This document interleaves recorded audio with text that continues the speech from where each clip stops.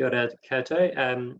Thank you for having me. Ko Daniel Tukuingawa, and yeah, been with the Beautification Trust for 2 years, and absolutely loving the great team that we have and the great focus we have to supporting the local communities of South and East Auckland as well.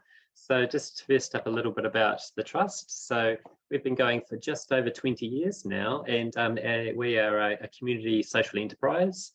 And what our key focus is around is championing environmental and beautification work in the South Auckland area. And we run community events, and we also have a big focus in and around environmental education as well. So what that looks like in reality is we run about 18 different services across South and East Auckland. So that's everything from having a creator space where people can come and book our space, the graffiti removal, the running of grants so we can fund little small local projects that involve beautification work. We have murals, we have what we call a boomer shed. So think of the older generation who love to tinker around in the sheds. They love to do upcycling projects and community projects for us as well. And we also have quite a lot of just empowerment tools to really allow the community to run their own thing. So that includes a community tool library and lots of support for anyone who wants to do anything local. So another big thing is around our community events, which I'll lead on to in a moment. So yeah, all up, it's all about connecting and empowering communities to love, learn and look after the environment. And a big focus for us has been moving into this empowerment model to really help support communities, because they know best as to what the needs are, and also they want to be involved rather than the staff always necessarily running and overseeing everything as well. So let's move into IR Nature. So IR Nature now has been running for just over 10 years. And basically what that is we run both school days for local schools to be able to come all over South and East Auckland to the Botanic Gardens, where we run 4 days of events for them, where we have a whole lot of education partners who come along as well, and they provide environmental education. So it could be any one of a number of organisations that the various different schools experience workshops from. And then also we have on the final day, on the Saturday, we have what we call the whānau day, which is very much around the wider family also being able to come to that day and experience some amazing activities as well. So what we've got as well is obviously COVID came along a couple of years ago and impacted things. So we have been on a real journey with this. We've been adapting each and every year now to make this work for us. So we did have quite a different experience this year with how we ran things to what we used to do, which was basically the 1 week wonder of having everyone come to us. And we've moved more towards something that looks more like a hybrid option where people can come along to different things, but also that there is an online option as well. And we've moved more towards not just focusing it in around one location where it's all hosted from as well. So I'll get into a little bit more of a detail of that evolution in a moment. So yeah, overall, this year we've had just over 50 schools represented, just over 100 activities delivered over 35 days. And that was an amazing range of different workshops, experiences, online webinars, as well as workshops as well. And I think too, what was really amazing too was not only just the physical presence of those, but the actual reach through the likes of social media and website users as well. So you can see some of those stats there at the bottom of the page. So I just wanted to touch on just, I guess, basically the 3 top highlights for what we've been finding really helps to make this event and probably others that are looking to be run in South Auckland really work and really hum well. And that is one of these things is starting off with just really keeping it fun and accessible to all.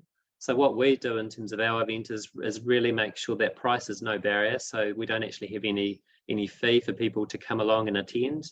We really do want to make it something that everyone can take part in, and make sure that it's very experience based as well. So you know, we have tamariki coming away saying, you know, they've experienced what it's like to be a beekeeper, what it's like to pretend to surf, you know, taking part in mural activations, that type of thing that really helps them to learn from the experience.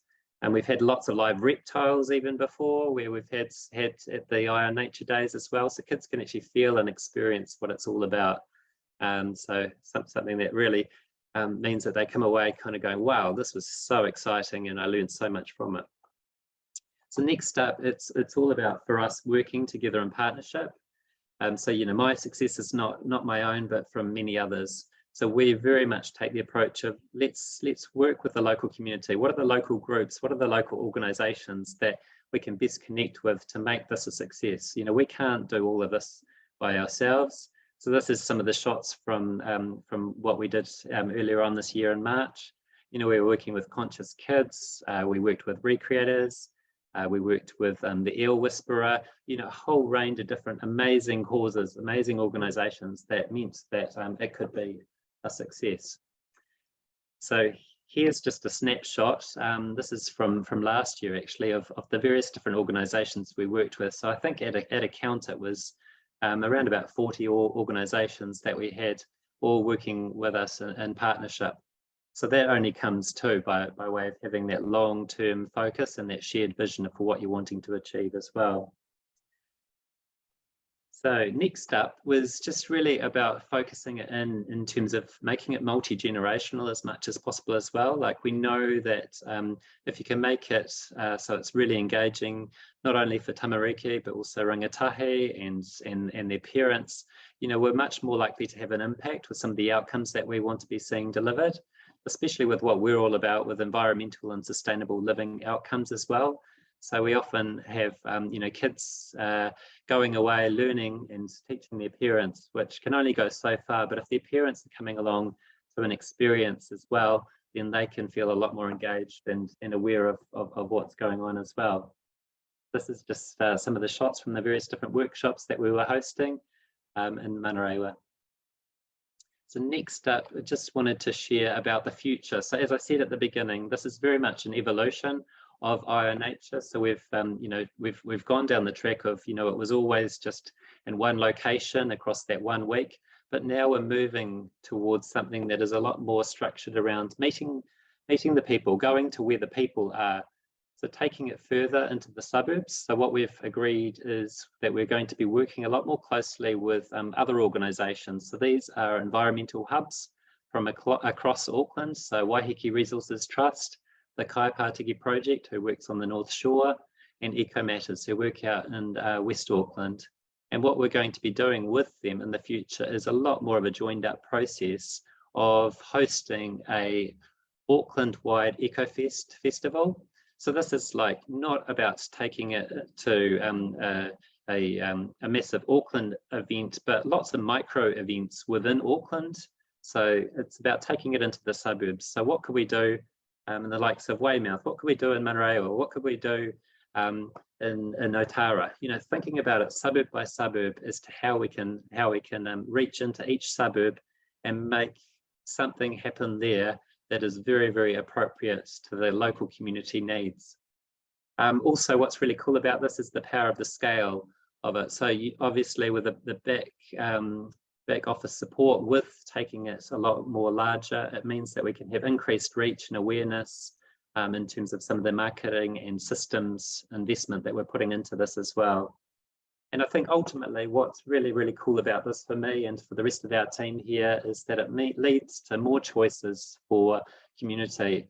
You know, they can select what workshops are more interesting for them, what events they want to take part in. It might be the silent disco cleanup just down the road for them, or it might be about how to repurpose some old pallets into some gardens, you know, in a couple of suburbs over, at times that really, really suit for them. So what this is doing is about focusing in around what can we do if it's from the time period of mid-March to mid-April across all of Auckland, and making it really localised to what community needs.